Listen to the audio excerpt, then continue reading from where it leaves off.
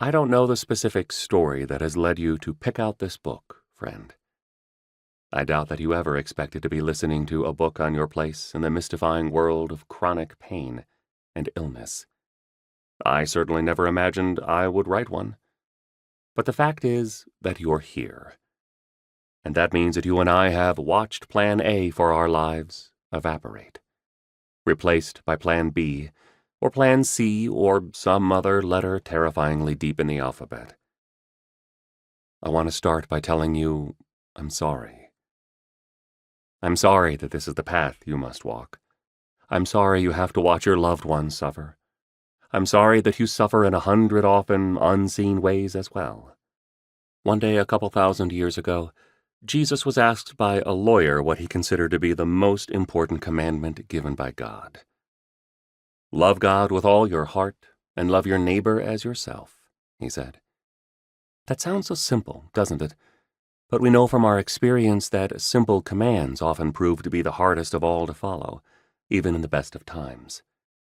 This book is a meditation on trying to faithfully live out those oh-so-simple-sounding commands when life veers far away from being the best of times.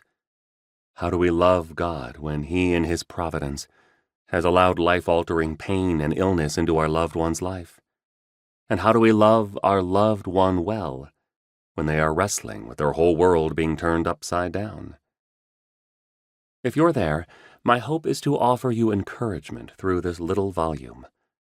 Those who suffer from chronic pain and illness often express that they feel forgotten or unseen by those around them.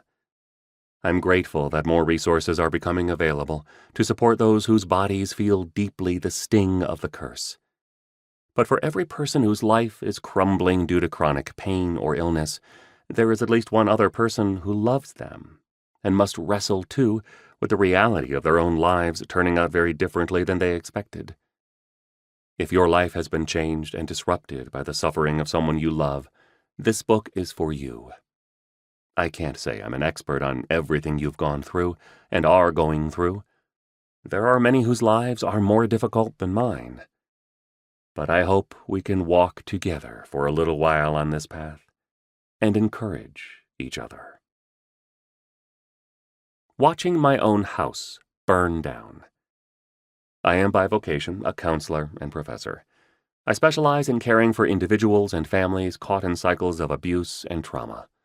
As such, my life is often a front row seat to the terrible evils that people suffer from and inflict on one another.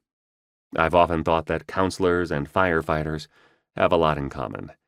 We run into burning buildings to help, then retire to the station once the task is done.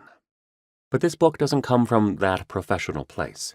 This book isn't the equivalent of a book by a firefighter on the methods of extinguishing residential blazes.